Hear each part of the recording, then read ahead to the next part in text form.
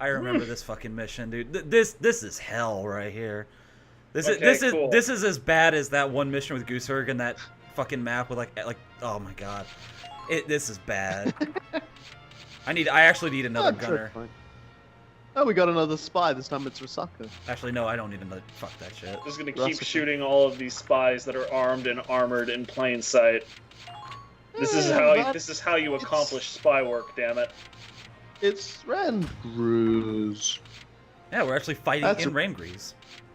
Yeah, that's a really nice tower in the middle of that castle there. I sure hope it isn't a giant ancient Valkyria weapon. Shh. That was a really specific. That was really specific. I hope it wasn't. Sure is a nice tower you got here. Would be a shame if anything were to happen to it. Like it would to be mounted on top of our giant tank that we're going to be steamrolling across the countryside with at some point. I have no idea what you're talking about. Oh, a good thing, I guess. I don't know. Layla's such an important. Yep, I can retreat her. She's very important.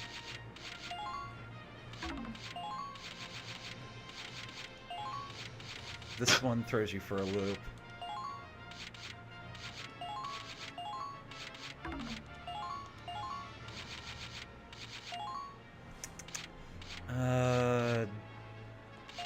Yes. No, get back. What are you even doing? I'm deploying Nobody units. knows. Kind of feels like you're overthinking this, but by the same token, I know you're probably not. No. They get the first turn, by the way. I'm mildly surprised you don't make a second gunner for these sorts of situations. It's really not necessary, but next time we play, I'll have Jan and Edie set up as gunners too. But it's very rare that I'll ever actually need them. The situations where they get the first turn seem ideal for having a couple of gunners to. Yeah, well, it'd be great if I could know that they were going to have the first turn sometimes. It'd also be great if I could know exactly where everybody what kind of units I'd be facing, rather than just saying it's going to be on the field, and I could have some indication of enemy positions. But no, that's way too much to ask for. Anyway, that gate will come under attack. Dahal's over there. Lydia's on the field too somewhere. I know that much.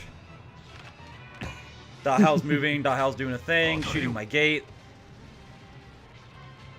No, not the gate. Shoots at Cedric. Cedric has the decency to, see that this is a very slow-moving projectile and he can move his face away from it.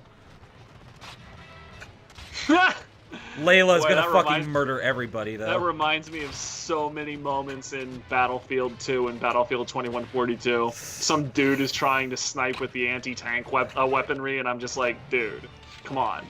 I can see that coming, and I can actually duck faster than it gets to me. This isn't like a bullet. Alright, that could have been worse. That first turn, I mean.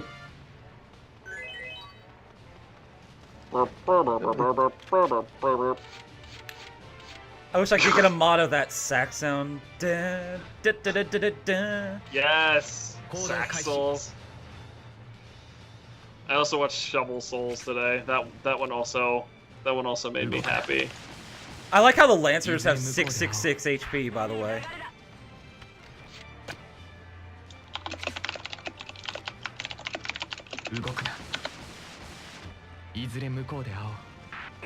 I just linked Sax Souls because everybody needs to experience that if they haven't. Surge taking out the garbage.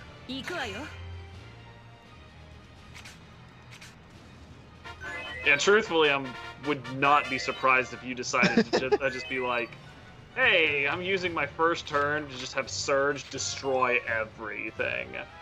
They respawn. I just don't want them shooting. Layla can handle everything in front, especially since she has the range to do so. And before evade. Okay. Rip those fuckers. Now we have the get fucked. Off to do some fucking foul mouth. Goddamn ding dongs, get the fuck out of the way. You have no money, I want you dead. You ain't got the money, I ain't got Nobody it. I ain't has got money. shit to care about. I got a bullet for you though. I imagine the first time Kurt ever heard that, he just pointed out to Carissa that on the battlefield nobody has money, and she's just like, great, that clarifies everything about my worldview. He's just like, sucks to be them then, doesn't it? Oops. I still don't know how to pronounce Bunny Ear Girl's name properly. Elias. Elias. Elias. Okay, I'll probably forget that in another The L comes first. stream. You will, I know. It's fine. It's not exactly high priority data for my brain. Oh hey, there's Lydia. Okay. Sorry, I have Eleanor. That wasn't even I'm a scream. really interested to see if her boss tank can manage to stand up to this. I'm bargaining no. Ha! Got it right.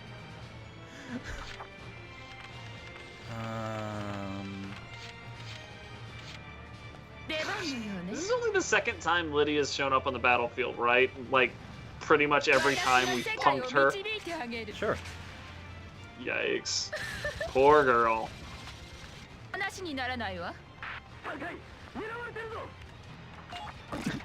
I imagine she is, Jay Sorrow, just like, oh hey, there was a bolt from the blue and then my skin was on fire. My everything is on fire. I've got such bad luck. Kind of surprised she didn't counter that. Maybe it's damn. Oh, fuck off, dude. You guys have better things to worry about than this. Sure, we'll go with that. We'll just everything that just happened. Fine, sure. Damn, I need to get over there. They seem to be only firing at. Oh, so by the way, I want to point out how this map works. Okay, so I'm in Area 2 right now.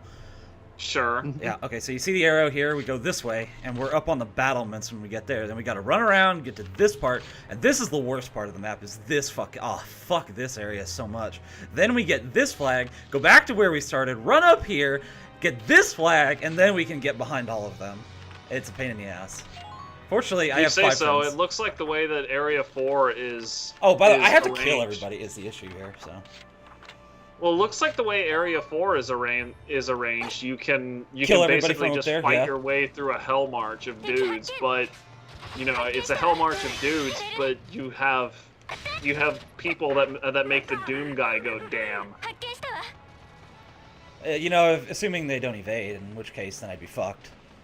Well, you've got save states for that. Save states are for efficiency. Okay, if you say so. So are mysterious bodies. And I'm done. I hope I'm my done body- with that particular topic. Oh my Seriously, god! anime puberty is all. We all know that I don't want to talk about anime puberty. Why do you keep trying to pull How? me in on that? How? Oh. I don't even know where I saved. I better not do that. These fuckers have so much HP, man. And so much defense that even the 3-shot rifle was inadequate. I better get closer. Well, it looked like Ada missed 2 of her 3 shots. Yeah, it was just kind of amusing because it was pinpoint And it kind of accuracy. looked like she only fired 2 shots. Well, I sped up, that's why.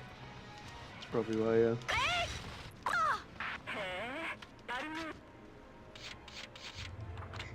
Hate dating. I like that term. Hate date. Guess what? This is how we're doing things right here. Okay. There we go. It's done. Oh, it's Marina. Alright, yeah, fine. It wasn't that. It was Like the me adorableness. avoiding the evasion.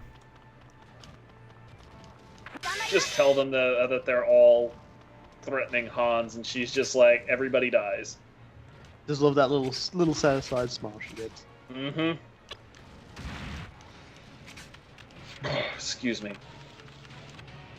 A little bit like when I was replaying EDF, I forgot that at one particular point, one of your air support units it's like a C-130 sort of craft piloted by a dude named Whale, or whose call sign is Whale. He gets knocked out and shot down at one point, and I was just like, oh man, I forgot about that. All right, everything here dies. I'm so pissed off. Whale is like that entire game has such terrible voice acting. Oh my god! Fuck time. that! But Whale is just always on point. There. Love him.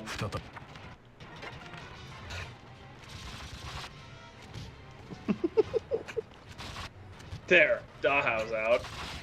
Oh, Layla just owned some serious bones right there. I just noticed.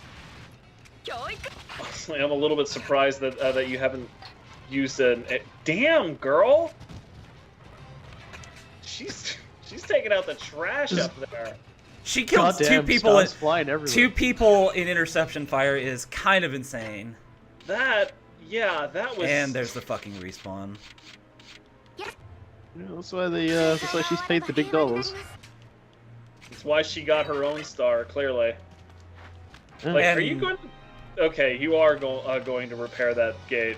No, I wanted to get the music buff back on Surge because people respawn. Just in case I need it. I can get up on the battlements though, so that's okay.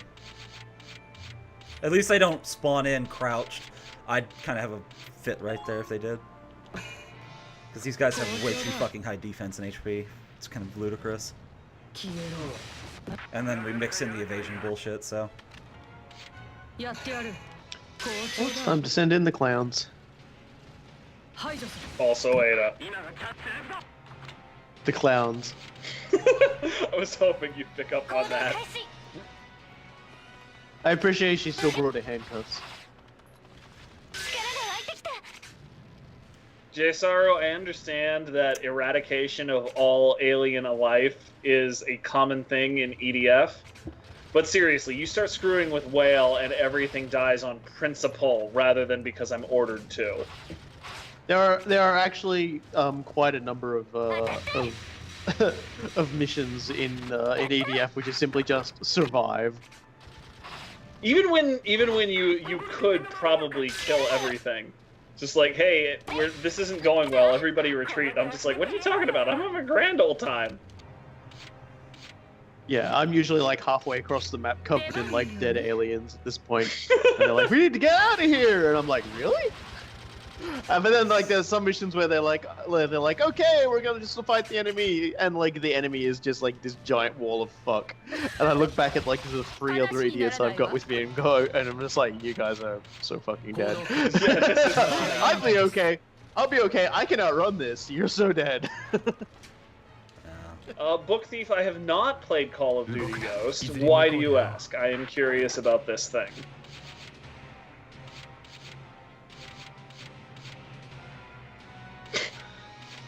I like this snipe just in front of Layla. We can't trust her to shoot 5 feet in front of her face, so we'll just. She has blast 35 HP. Okay, that's a pretty good reason, actually. I better make my save stay here because I got 2 turns left and I'm almost out with 1. This part's gonna be the biggest bitch. Yeah, if and anybody who touches a dog companion in any game I play is just like, okay, not only you die, all of your friends die, your family dies, everything that has anything to do with your life is getting extinguished. Oh, there's the ace. He's a sniper with 700 HP. Hey, we could possibly go up. A suppository. It kind of feels like, what is it with you and buttholes tonight? I'm just trying to get a reaction.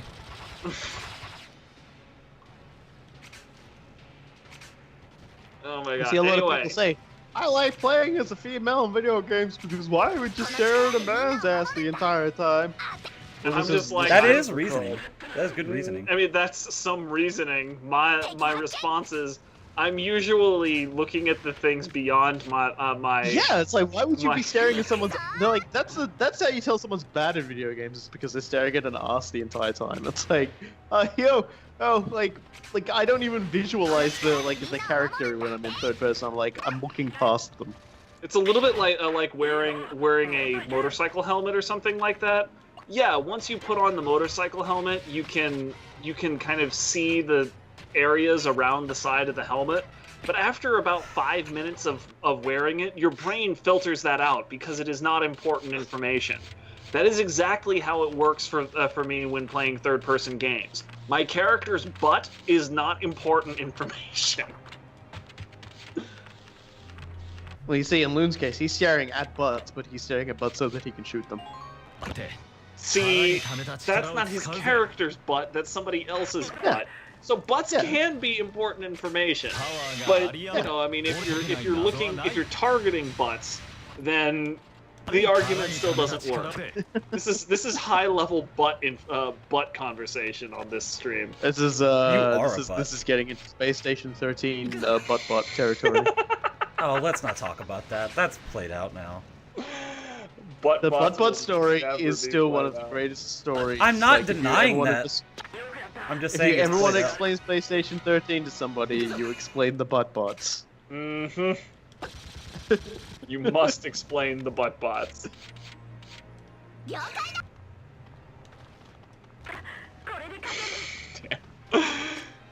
Oh, criminy. I will say, Hideo Kojima crafts the greatest old man butt in video game history. Oh, Snake. The End also has a pretty amazing old man butt. And he's wearing fatigues, though. You can't really see it. Depends on how close you get when sneaking up on him, dude. Well, the only way to fight the End is wearing the American camo and just run around throwing grenades everywhere. That's how you fight him. The only way to play the End is to kill his parrot and then eat it. Wow. Rude. Eat it in front of him, no less. Yes, he fucking hates that. Just gets incredibly mad. Yeah, you're talking about killing video game dogs, and you're just like, oh, fuck that. This is funny, killing this guy's parrot. Yeah. See, there's a difference between dogs and parrots. Mostly, that dogs have been domesticated and helping us survive and thrive as a species for thousands of years, and parrots in that time have learned how to repeat a couple of words. Well, dogs can't say a fucking thing, so I think we're making progress. Doesn't matter. You don't need to say anything when you are providing. You are really underselling the concept of having indispensable service to the race on a daily basis. You're really underselling the concept of having a parrot tell anyone who walks into your house to fuck right off. When I went to Catholic school, there was my religion teacher was this one nun who had taken a vow of poverty, but somehow still had a parrot that she rescued from this one dude who bought it and then just like completely abused it and didn't take care of it. And she taught the damn thing how to say the Our Father. It was the weirdest thing I had seen in my damn life. Oh, but Robokai, we have a rare opportunity. Both Book Thief and Jay Saru are unfamiliar with the Buttbot story. Do you want to tell it or should I? No, you link the SoundCloud. Do you want to tell it or should I? I'll tell the story and you can correct me when I get things inevitably wrong. You can't like, I'm not even telling you not to tell. You don't have the gravitas to tell the story in the first place like that SoundCloud does. Bullshit. You've heard Robokai in full-on storytelling mode. Alright. Around for an hour afterward. Oh my god. So Space Station 13 is a game where you can play a variety of obviously different roles and jobs, and inevitably what happens is that somebody blows everything up and ruins everybody's fun. So it's basically it's all about having as much fun for yourself before somebody inevitably ruins it, or you ruin everybody else's and they beat you to death with the toolbox. The Buttbot story is basically a fellow went to robotics because that was what he felt like doing today. And robotics, you make cyborgs. People often come in and say, "Hey, turn me into a cyborg." And so this other guy was already there, and he had basically established himself a production line. And what he was doing was he was taking clones from genetics that were being made of clowns, so they were called clones. Misspelled. Clones is what Clones. it is. We'll call them is how clones. it's pronounced. And essentially, a clone is basically a clone of somebody, but they're a clown, so they fall over a lot, and they say honk honk randomly in their words. And what he was basically doing was he was taking those clones, pulling their brain out, putting them in a tiny little robot body, and then cutting their butt off, and then putting it onto the little robot. One so you of have the this little round type. Roomba going around. In and space station. And so it was just driving around, and they were making the clones. They were basically just discarding of the rest of the clones, and they would still have clones sitting around. Now the thing about butt-bots you have to understand is that butt-bots basically only exist to repeat something somebody said, and then add the word like butt in exchange for different words. So if you said it's a great day today, they would often say it's a butt day, butt. So the problem is, of course, is at this point they've got quite a significant number of butt bots, and they're bouncing off of one another because This is some tongue-in-cheek humor right here, actually. This is some real tongue-in-cheek. No, right here. Tongue-in-cheek. Do you think it can't be a Galleon squad mate? Welkin did name Hans a member of Squad 7. You did indeed. It's true. Oh, that face. So they had made they had clones locked in a locker, and they were yelling at honk honk because they would involuntarily. Did you already tell how a clone is formed?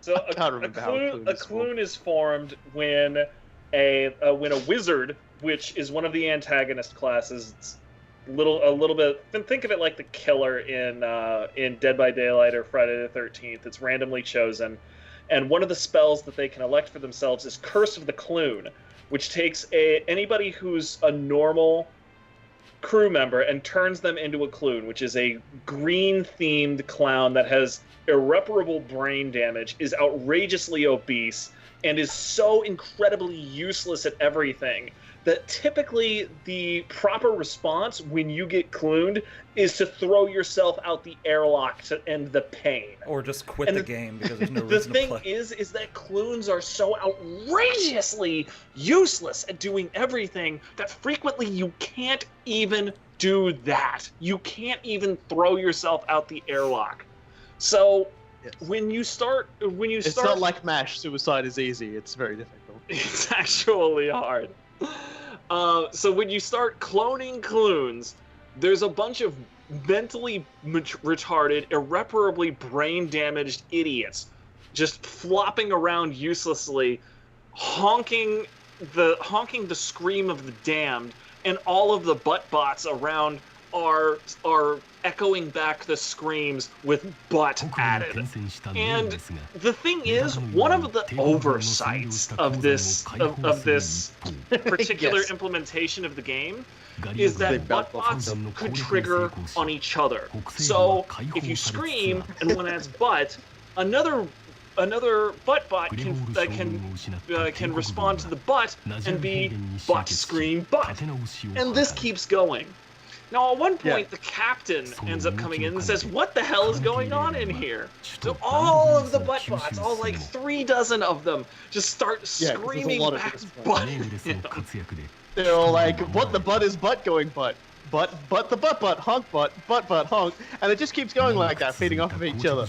And so the captain sort of like retreats because he can't handle all the butt. And somebody like this point they've got so many that even if you go near them, because they're all sort of like feedbacking on each other, you can't tell what's going on. So eventually someone decides to take one of their radios, which you can put onto an open line so it picks up all the sounds of everything happening around it, and just throws it into the middle of throws it into the middle of all the butt bots. So basically, everybody who was trying to use the ship's communication system to try and communicate is now getting an open feed of butt. Internal butt, streaming butt. Nobody can figure out what the hell is going on. Nobody can talk because there is so much recursive butt. Yes, there was too much butt. So yes, the Hong Kong butt's like the Hong Kong butt is told much better on the SoundCloud, but I was just going to try and like say it with a bit of brevity. And then man. It's so incredible. Now, but just to be clear to everybody around here, the way I tend to describe Space Station 13, it's if you shut Ultima Online underneath the sink for 13 years and gave it barely enough food and water to survive and never let it see light, and then when you let it out, it's like overgrown, twisted, and completely insane. So all of like the amazing stories that you hear from like the old UO days, they can still happen in Space Station 13. It's just like these incredible Odyssey-like stories. But the thing you have to remember is that the price has to be paid. The game is not well documented. It's not stable. It's obtuse as fuck. It is absolutely one of the most obtuse fucking experiences ever. The history of Galley will definitely include this battle. No, it doesn't, because this wasn't mentioned at all in Valkyria Chronicles 1, so hey. Too bad, so sad. Did we not look at Riella's comment about, would that really help? Like, no. The part where Layla's like, that guy will need special education. He's like, would that really help? I can't disagree with her. But yeah, the point that I'm attempting to make is that you do have to play like 30 or 40 hours for a couple of like. I am not playing Space Station 13. Amazing game. Yeah, no, sorry. Pass. Yeah, no, I mean, a hard pass on playing it. It's one of those games that's incredible to talk about, but I simply don't have the hours in the day. Also, playing it is not the most interesting thing, because what is it? Just like a bunch of static images. Imka's like getting into this. Imka's like seriously like, yeah, we gotta win this. First time in her freaking life. That's a little strange. I guess she's starting to grow on the rest of the squad. I haven't even seen what like Space Station 13 looks like. It's just a campfire game. Like the people who play it have the stories to tell like everybody else of their time there, but it's not something that anybody needs or wants to actually know about for real. It's only worth the stories that people tell. That's all it's ever brought us. It looks better nowadays than it used to. But it still doesn't look that great because it's a Beyond game, and like building off how you said it was so obtuse, one of the comments that I love about Space Station 13 most is that the creator of Beyond took one look at Space Station 13 and says, "Wow, that's insane. It's a fucking miracle it compiles it all." Yup. You have a few minutes to talk about the Crash Witch, though. Which one are we talking? Okay, the Crash Witch is basically there's a thing you can do in cooking where you can fractal cooking. Oh, yeah. And it was basically you could what's the best way to put this? You could make an item and then do something to it and then essentially make the same item previously out of it. I think it was. What was the best way to describe it? It was like cut it in half. Actually, this one.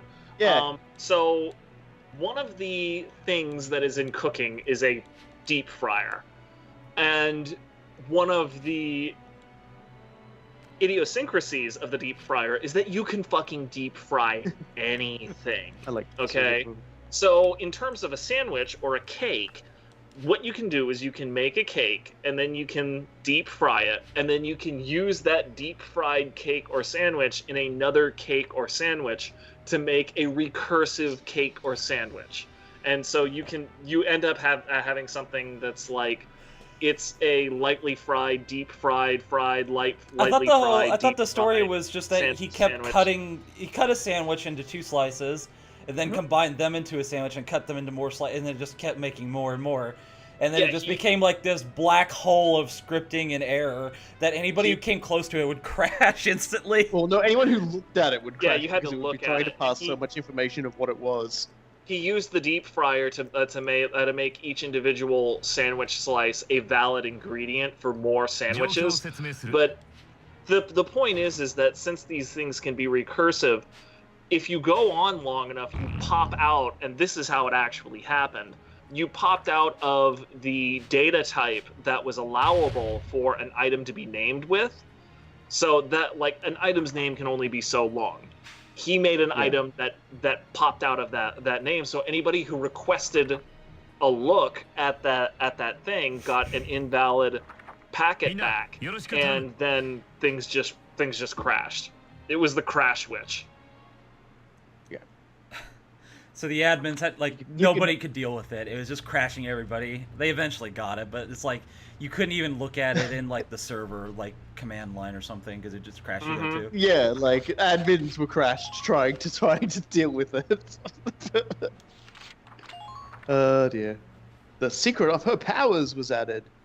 Whose powers? Riella. Okay, I was presuming those are story. Those are pure story. There's no missions involved, but that we'll do next time. Okay, cool. Yeah, that's for next time. Because it's like time for Cougar to go to sleep. I'm gonna need He's some not gonna go to frickin' sleep. He's gonna go play Friday the 13th. I'm not. You say these sorts of things to try to influence my behavior or something. I'm not. I'm because just saying it's that's not a what lot you're of going bullshit. to do. Oh, hey, yes. The best tuba. It increases everybody's attack range by 25%. So that means Layla will be sniping everybody with a machine gun that kills them in like 2 shots. That's gonna be fucking awesome. Oh, that's good.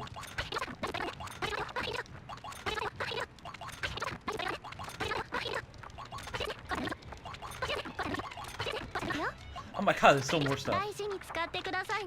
They just keep popping up. It's like, Yeah, no, most of the great stories of Space Station 13 come from the Space Station 13 thread on something awful. Yeah, the Something Awful community is definitely like the most insane one. It's pretty much just let's do something fucking ridiculous 24/7. There are still fights about the fact that they took out food. Yeah, there are still fights that they took out the fact that you could take a dump. Because people were because you would slip. You would do it in a hallway and then you'd slip in it. We're like squatting and pooping the entire hallways.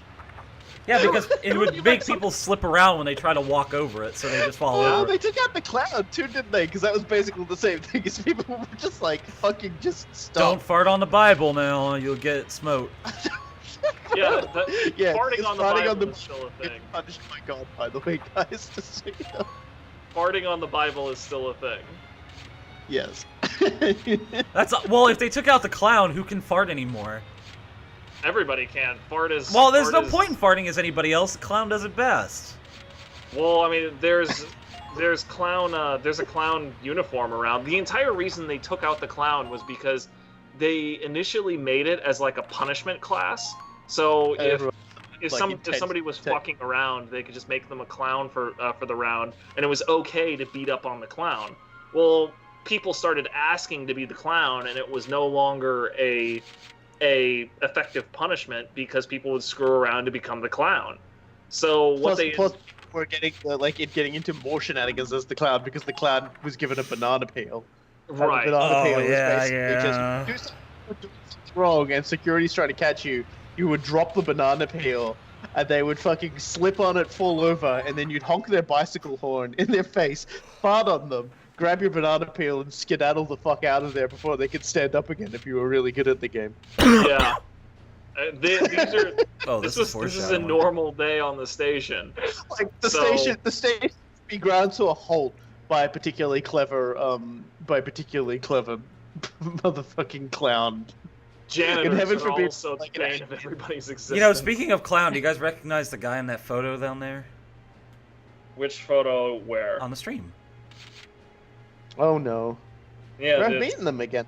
Yeah, it's Welcome. Hi, Welkin. Hi, rather. So you remember what happened after Falzon, and like this takes place like a couple missions later in VC1 Magyar. Oh, cool. We're about to find out that the SARS did. Yeah, that's already got. Yeah, that's next time. Awesome. Okay, great. I look forward to starting off things depressingly. It's foreshadowing. It's the best way. It's called A Joyful Reunion. Yeah, that's kind of. Imka's gonna be like, oh, what? All of a sudden, they just put like heavy air quotes around joyful. Well,